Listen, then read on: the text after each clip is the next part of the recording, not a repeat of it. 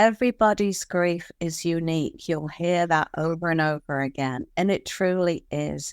Your grief isn't more important than somebody else's grief. So please reserve your judgment. Somebody whose pet may have died, that may have been the child that they could never have. We just don't know what the circumstances. Somebody losing a grandma, that grandparents may have raised the child, so they're going to be very important. We don't know what's behind the person's grief. You can just stay in your grief and be gentle with anybody else's grief. To me, that's so important. People don't need to be fixed. We're not broken. We're grieving. Welcome to Financially Ever After Widowhood, the podcast where we empower women to take control of their financial future after the loss of a spouse. I'm your host, Stacey Francis, President and CEO of Francis Financial, an award-winning and nationally recognized financial advisory firm. With the help of incredible guests, I'm ready to guide you through this challenging transition. Our special guest today and debut is a grief coach. She's also an author and has a fantastic podcast that I was fortunate enough to be able to be a guest on. Her mission is to provide support, understanding, and compassion to people like you who are dealing with a difficult grief journey. Today, we're going to be talking about the book she wrote called Grief's Abyss: Finding Your Pathway to Peace. She's going to be talking about some of the myths that people have about grief, in addition to the key strategies and insights that you can use to help you deal with the pain and the confusion of grief. She also will give you some takeaways and some fantastic resources, books that will literally change your life. And don't worry, all this information is in the show notes as well. So without further ado, please help me welcome my special guest today, Anne Dubuque. Anne, I am so excited to talk to you today and have you speak here on Financially Ever After Widowhood. You have so much experience and so much just heart that you bring to your work. And again, just want to give you a great big welcome. And if you don't mind, lots of questions to ask you. Stacey, this is just an honor and a privilege to be talking to your people. And thank you for the invite. I'm just delighted to be talking with you again today. Well, thank you for coming. And one of the things I wanted to just kind of go straight to is to talk about a recent book that you just wrote. If you don't mind just sharing a little bit about the book. Is this something that you had been thinking about writing for a while and how it all came to you? Well, the book was actually published in 2015, so it's been around for a little while. And it all began as part of my course work when I was learning to become a grief coach. I am a certified heartbreak to happiness coach, you would say. I was going through 100 hours of being coached and coaching to be able to get that designation. As well, once I got it, I began writing the book because that was sort of the next step my mentor had us go through. It was going to be called Grief Etiquette because being a Brit, I had thought and I had gone to the Victorian age to see what I could find that might be helpful, that could explain what the heck was going on after the death of my dad. I had no clue what I had been hit with. So this was my attempt to help others because I figured, well, I've got a nursing background. I'm now a grief and loss coach. How do others who don't have this information, how do they find their way? So the book began as my legacy, if you like, to my dad. Mm-hmm. sort of share with others. And that's how it became. Of course, the title did change from Grief Etiquette. I still think that would have made a brilliant title. But anyway, we went with Grief's Abyss. Yeah. So Grief's Abyss, finding your pathway to peace. I have to say that peace and grief typically are not used in the same sentence. Tell me more about that. Tell me more about your pathway and the pathway you see for other women that are dealing with a loss. I had it in my head that I needed a map. It's something my dad had taught me. It felt like my compass had become broken and I needed to have it reset. So to me, it represented a journey that I needed to go on and be able to find my way through this very, very bewildering landscape that I found myself in. Grief's Abyss was the title that we sort of settled on. My editor at the time said, "Oh, I don't know if I like that." So we looked it up, or she looked it up in the dictionary. It ended up being perfect because abyss is something that's deep, it's wide, it's unfathomable. And I believe the dictionary at the time described it as being deep hell, like being hell. So she said, "Okay, we're leaving the title." So that is how that began. I saw it as a journey. And I don't know, well, you must have seen the change, U shape. And I had read Joseph Campbell's The Hero, so his work. And that is what it felt like to me. Life had been going perfectly wonderful. And then all of a sudden, Dad's death, sudden loss, the carpet was pulled out from underneath me. I just was left there wondering what to do. So the pathway to peace, I saw myself going down into this valley and then having what I called no man's land, 1 foot in the past, 1 foot in the future, which is you're holding on because you don't know what the future's going to be. And then once you start working through and with your grief, and you can see that there is an end to it and how your life is changing, how you're growing. And these can be considered gifts that our journey sort of opens up and shares with us. And the pathway to peace was when I decided that I was no longer going to allow my grief to define who I was and what was my future without Dad going to look like.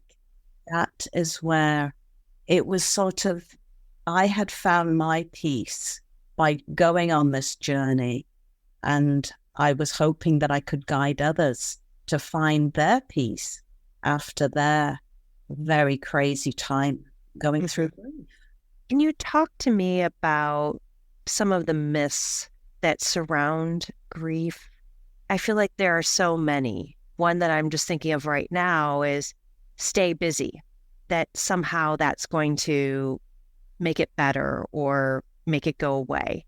Can you share, Anne, some of the myths that you talk about? Absolutely.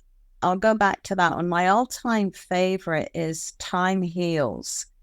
We know it does. However, you have to take action. Time heals, but you need to be moving towards something. You need to be taking action steps. Staying busy, I've discovered that there are so many different ways people can navigate their grief. Some people will want to become busy just because it's giving them a respite. However, there is a caveat to that. If you are using your busyness as a way of avoiding your grief, then that is one surefire way that the grief is going to sort of go in, and it will come out at the most inopportune moments. So you may think you're escaping, but you're not. Stay strong, don't cry is another one. Well, grief, it's your emotions. Mm-hmm. By staying strong, again, you're delaying the inevitable. And to me, it takes courage. Yeah. And strength to be able to allow yourself to go in to the grief, to allow yourself to cry, and even to cry in public that we are just so scared and ashamed to actually do. So it takes courage to give yourself permission. So I don't see crying as a weakness at all. I hear you. And crying is a way of processing grief. Absolutely. It's 100% human, and it's a way that we can start to heal. We can start to heal. And I love the stay busy, time heals. And while time might take some of the edge off of that pain, I almost think about it as having an injury. That injury, that first day might be very painful, but eventually it hurts less and less. But if you haven't actually gotten medical help, let's say it's a broken arm, it, while might not be quite as acute as that first day when you broke your arm, if it's not treated, if you don't see a doctor and have therapy and get it set and all of that, that pain will be with you ongoing, let alone it won't be healing in the right way. So I love how you're talking about making sure that you are taking the steps you need to do the internal work. And that's something that I would love to hear from you, Anne. What does some of that internal work look like to be able to start to process grief and move through? Yeah. What a lot of people don't understand is grief affects you mentally, physically, emotionally, socially, and spiritually. So it's not just the emotions that we need to learn to live with, because a lot of us have been taught that emotions aren't acceptable. Go to your room if you want to cry. Big boys, don't cry. So males grow up with that sort of thing. Oh, it's not ladylike to show your anger.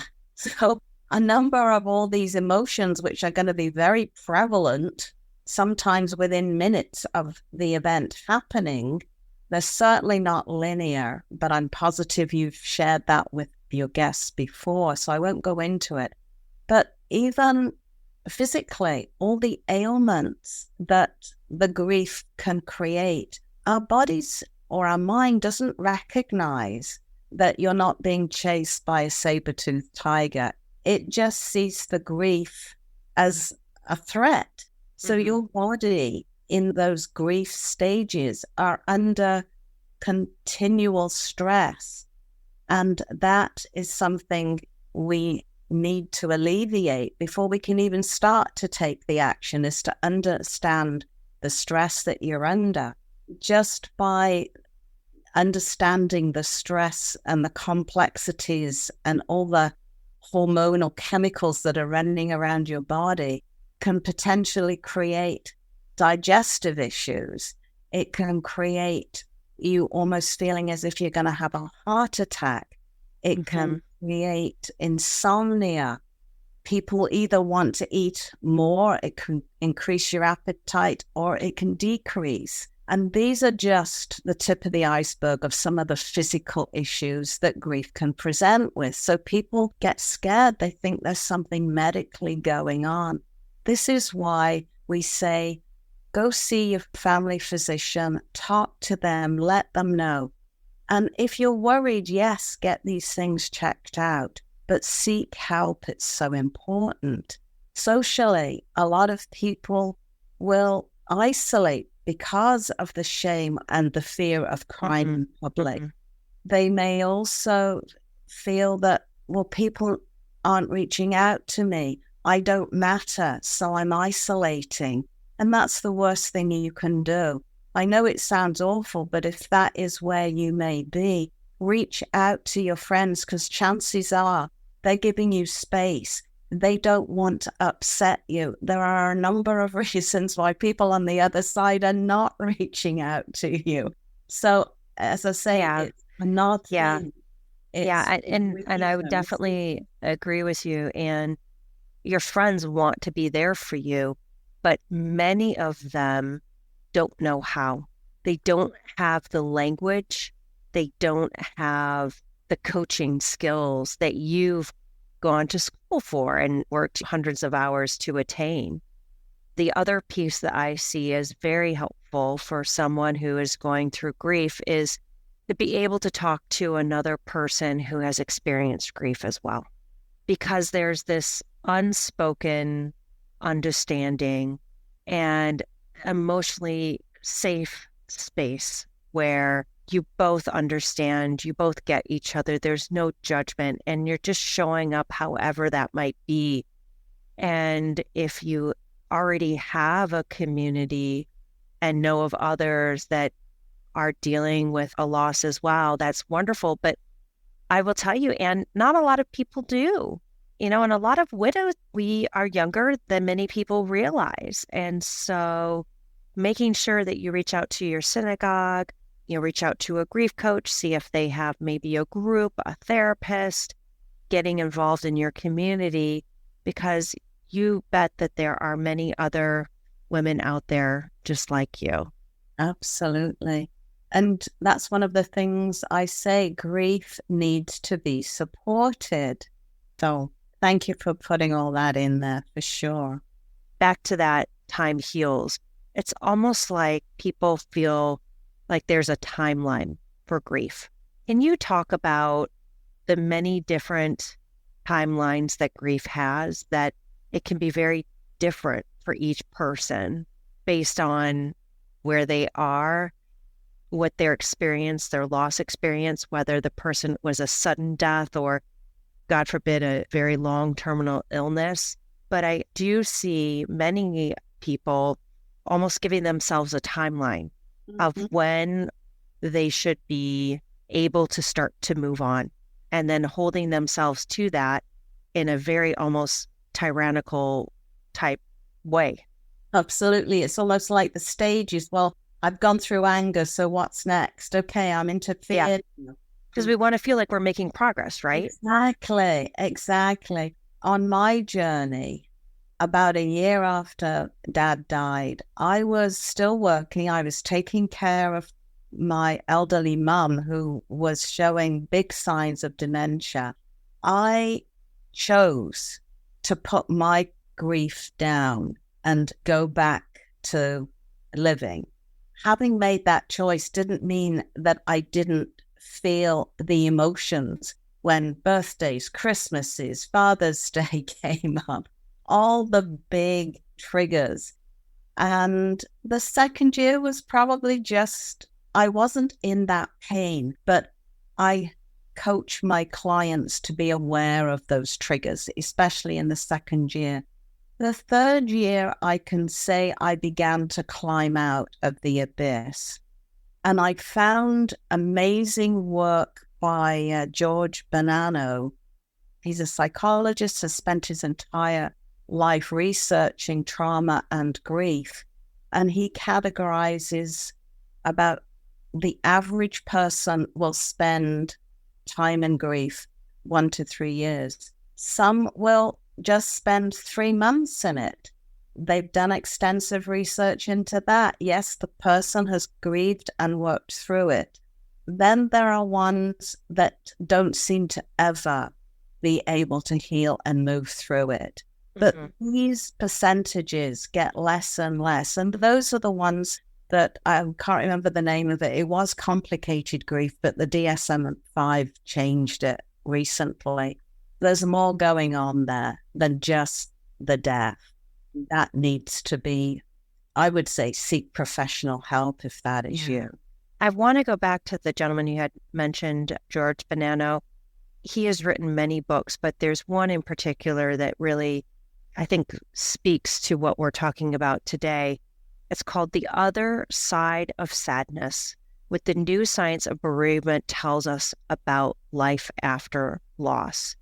And I was just doing some research on that book while we were speaking, and one of the comments was from a woman who her husband passed away during COVID after they had been married for 40 years. Being in lockdown obviously made it even more difficult, but she mentioned that his writing was just very accessible, very gentle, very truthful to help her start to process that grief. And so definitely reaching out to professionals, reading your book, really important, The Grief Abyss, but then other books too, and just surrounding yourself with a blanket of support in all the different ways that you can give yourself that support.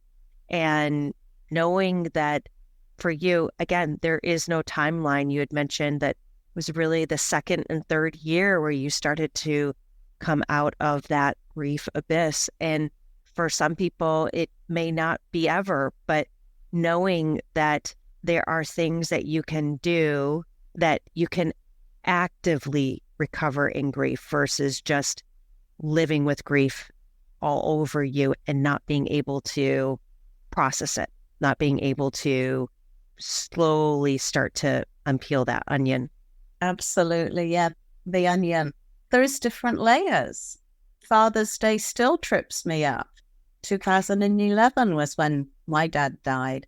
But yeah, depending on what's going on, you'll still miss them. But I am reassured that that pain that you feel in the initial stages is what recedes and lessens when you fill it up with the good memories and the positive things rather than picking the scab off and looking at what's not in your life anymore.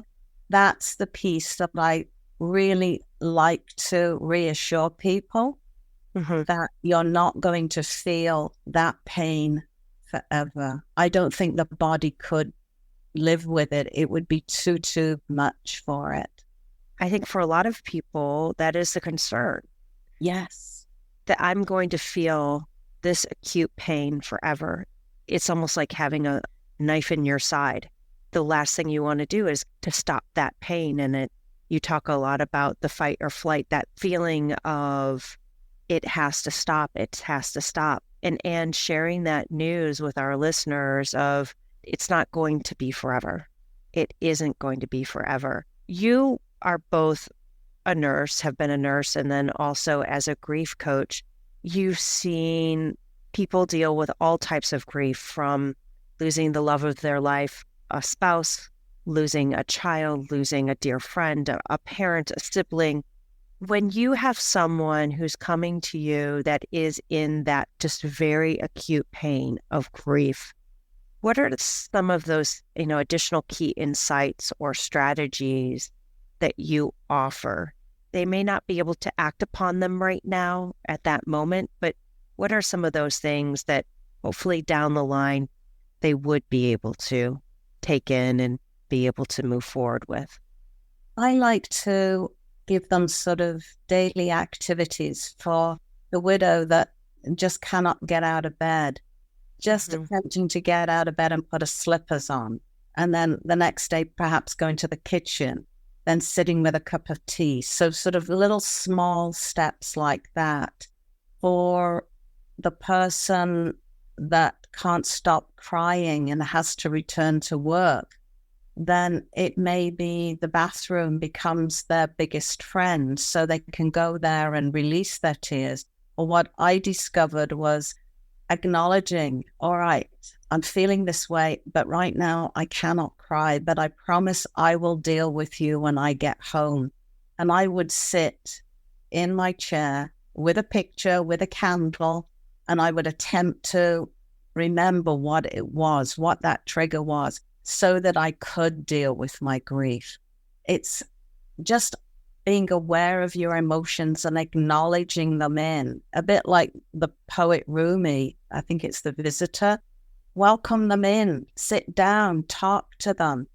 They all are there for a reason. And I've sort of gone into that in the book, And this is all information that people can get from an amazing author and educator, Carla McLaren, who has the Language of Emotions book. I've read that. It's became my Bible. And there's a lot of wonderful information in that I share with my clients in journaling what you're feeling in that particular time, so that there comes a point where you feel you're never going to get better. But if you look back at your journal, you can see there's little steps. So having little daily rituals, it may be getting up a little bit earlier, writing your journal, meditation, breath work. I cannot stress the importance. And I always start my clients off with sort of a minute or two meditation as we set the intentions for our coaching. And when you can do long, slow, deep breaths, you're sending those signals to the brain that you're not in the fight or flight or freeze. You're safe, because the body then recognizes if you're breathing that deeply, you're safe. So that is very, very important. And for all of you listening, in addition to The Other Side of Grief, the book that was mentioned, we were speaking about just a few moments ago, we'll make sure that that is in the show notes, as well as The Language of Emotions, what your feelings are trying to tell you. That's by, as you mentioned, Carla McLaren. And I love this conversation because it's so rich. And what's wonderful are the number of different tools. This book is helping you journal and to be able to put words to those emotions so that you can communicate, you can see them on the page.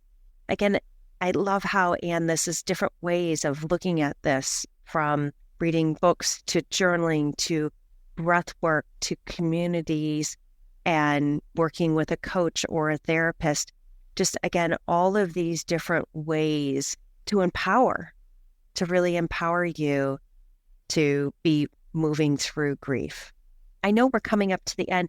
Any last tips or suggestions that you have, or wonderful resources that would be helpful for our listeners dealing with the loss of a loved one? Absolutely. Everybody's grief is unique. You'll hear that over and over again. And it truly is. Your grief isn't more important than somebody else's grief. So please reserve your judgment. Somebody whose pet may have died, that may have been the child that they could never have. We just don't know what the circumstances. Somebody losing a grandma, that grandparents may have raised the child, so they're going to be very important. We don't know what's behind the person's grief.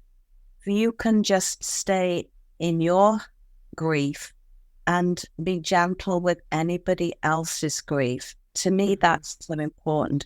People don't need to be fixed. We're not broken. We're grieving. And I'm so happy you share that, and really picking up on two things. Number one, that you can't compare grief. A loss is so different to everyone and in where they are in their relationship. But then also the fixing piece, I do see that it's almost as if friends or family members show up with a imaginary tool belt telling you what you should be doing. This is completely unrelated, but my daughter has not been feeling well. She's been sick, and we are working with all the doctors. We are doing everything we can. And the number of people that they'll say, "How's Samantha?" And I'll share what's going on. And then they go right into their tool belt with what we should be doing for her medically. And that's the last thing I want to hear. If they're a doctor, of course, all ears. If they're a nutritionist, of course, all ears. Or, a healing practitioner. But sometimes I just want to be heard. I just want to be heard of how hard it is as a mom to see your child suffer and feel like you're doing everything you can, wishing that the pain that they're feeling, that you're feeling it for them, but you can't. And just having someone hold my hand to just say, that must be really awful. I'm here. instead of saying, try this supplement, try that supplement, or whatever it might be. And I feel that sometimes that extends to grief too, right? Let me make this better for you. But that's not what I want. No, as you said, you just want to be heard and seen. And I'm sorry that that is your experience. And I do hope you are able to find out what is hurting your daughter and that she can feel better soon. Can I continue with what you have just raised? Because it is so important. Please do. By giving the person suggestions of what to do, you're discounting what it is they're feeling. Wow. Yeah. Can you say that again? Because that's so powerful. You're discounting what it is they're feeling. And what I hear time and time again is people will say, they totally wash over what you have just said. Oh, I remember when my great aunt Maud, or when this happened to the neighbor down the street, this is how they did it. All of a sudden, you're putting the person who is grieving in sort of the seat where they feel then they have to take care of you because you're now into a story instead of just sitting and listening to the person. As you said, you just wanted to be heard, not fixed. Yeah. Yeah. I love you saying that because it also gives our listeners permission to voice those words of, I just need to be heard. That's just what I need. I don't need to be fixed. I don't need suggestions. I just need to be heard and listened to. And I can't thank you enough. How can our listeners find out more about your work, your website, how they can reach out to you? Can you share, please?